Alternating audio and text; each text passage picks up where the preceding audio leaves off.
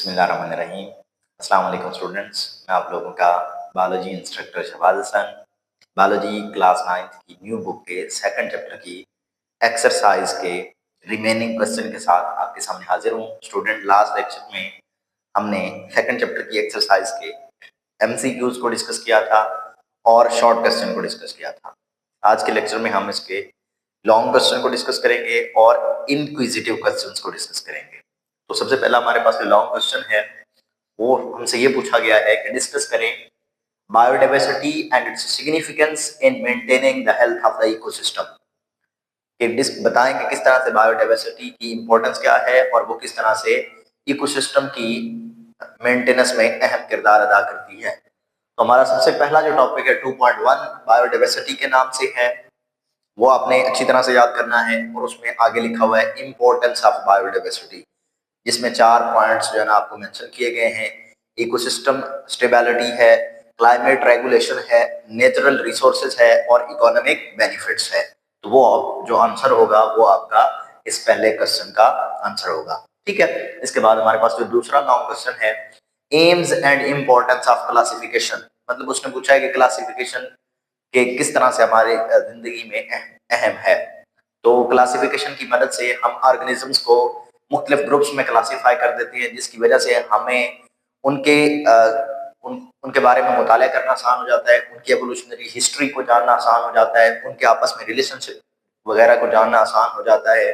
तो इस second of जो क्वेश्चन है उसमें आप टॉपिक नंबर 2.2 का जो डिटेल्ड इंफॉर्मेशन दी गई है वो आप यहाँ पर लिखेंगे। ठीक है, मेजरली जो पॉइंट है AIIMS of classification and importance of classification, उसको आप यहाँ पर मेंशन करेंगे।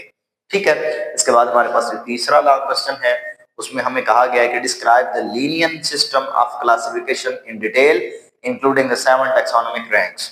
लीनियन सिस्टम जो कार्लस लीनियस ने पेश किया था 1735 में, उसको उसने कहा है कि डिटेल के अंदर एक्सप्लेन करें और इसके मुताबिक कितने रैंक्स थे उस वक्त, टोटल टैक्सोनॉमिक 7 रैंक्स थे। तो आपने उन्हीं 7 रैंक्स को ही डिस्कस करना है। तो इसका जो आंसर आपको मिल जाएगा टॉपिक 2.3 में एक्सेप्ट डोमेन, क्योंकि डोमेन जो है ना वो बाद में शामिल किया गया था। तो कार्लस लीनियस का उसने सिस्टम पूछा है तो हम उसको डिटेल में डिस्कस करेंगे कि सबसे पहला उसने किंगडम रखा, फिर फाइलम रखा, फिर क्लास, ठीक है, फिर ऑर्डर, फिर फैमिली, फिर जीनस और फिर स्पीशीज। इनको आपने डिटेल में डिस्कस करना है, जो कि हमारे पास टॉपिक नंबर 2.3 में सारा लिखा गया है।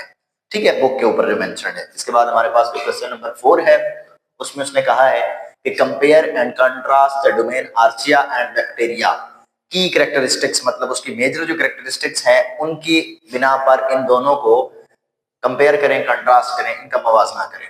ठीक है, तो टॉपिक 2.5 है, इसमें तीनों जो है ना वो दिए गए हैं आपके पास डोमेन्स को, लेकिन आपने पहली 2 डोमेन करनी है, पार्ट 1 एंड पार्ट 2, क्योंकि हमने आर्चिया और बैक्टीरिया का डिफरेंस बताना है। तो आप पार्ट 1 और पार्ट 2 को अच्छी तरह से याद करेंगे। इस क्वेश्चन का वो आपके पास आंसर बन जाएगा।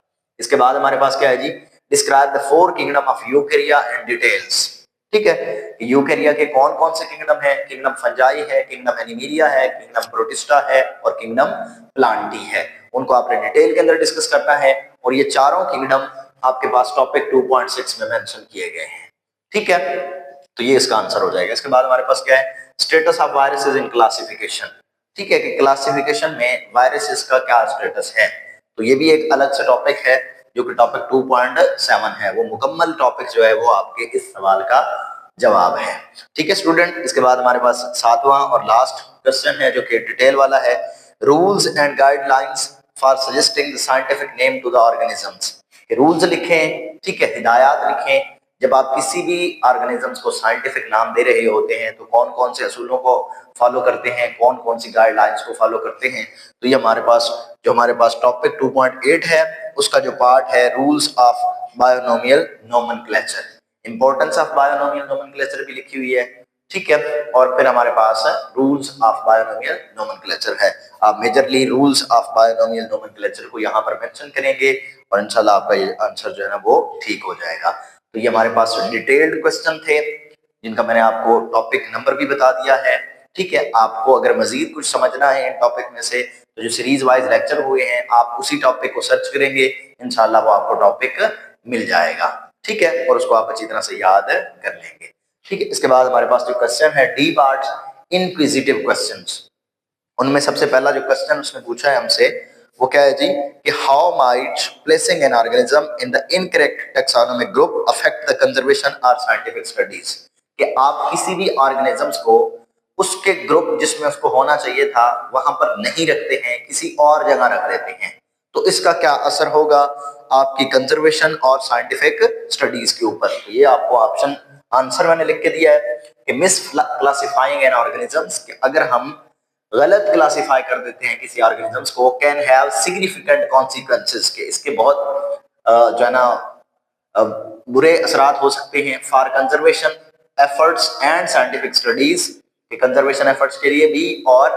साइंटिफिक स्टडीज के लिए भी, leading to the incorrect assumptions and ineffective strategies, जिसकी वजह से हमारी जो अजम्पशंस होंगी, अफरूजे जो होंगे वो गलत हो सकते हैं, ठीक है, और इनइफेक्टिव स्ट्रेटजीज, के हमारी जो स्ट्रेटजी है किसी भी प्रॉब्लम को डील करने के लिए या किसी भी ऑर्गेनिजम्स के हवाले से स्टडी करने के लिए, वो स्ट्रेटजी भी क्या होगी, इनइफेक्टिव होगी, क्योंकि उसकी कैरेक्टरिस्टिक कुछ और होंगी, जिसमें हमने उसको रख दिया है उसकी कैरेक्टरिस्टिक कुछ और होंगी, क्योंकि हमने उसको मिसक्लासिफाई कर दिया है। तो ये आप आंसर लिख के इस पूरे सवाल का जो है ना वो आप पूरे नंबर ले सकते हैं। इसके बाद हमारे पास जो दूसरा इंक्विजिटिव क्वेश्चन है उसमें उसने क्या कहा है कि imagine you discover a new organisms, आपने एक नया ऑर्गेनिजम्स बना लिया है, दरियाफ्त कर लिया है, what steps would you take to classify and name it according to the principle of binomial nomenclature, कि आप कौन कौन से स्टेप्स को फॉलो करेंगे, प्रिंसिपल्स को फॉलो करेंगे, ठीक है, कि उसको हम नाम दें कोई भी,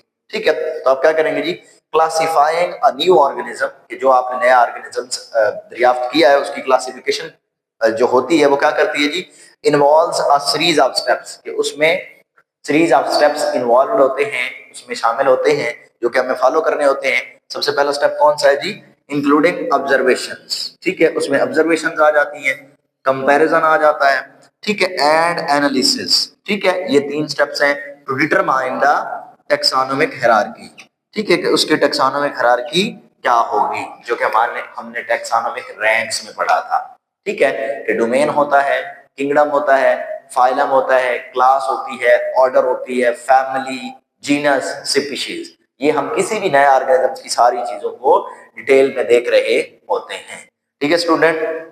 तो ये हमारे पास इंक्विजिटिव क्वेश्चंस थे जिनका आंसर मैंने आपको लिख के दे दिया है, क्वेश्चन आपकी बुक पे लिखे हुए हैं, आप इनको अच्छी तरह से याद करेंगे, ठीक है स्टूडेंट। तो हमारा ये सेकंड चैप्टर भी एक्सरसाइज के साथ मुकम्मल हो गया है।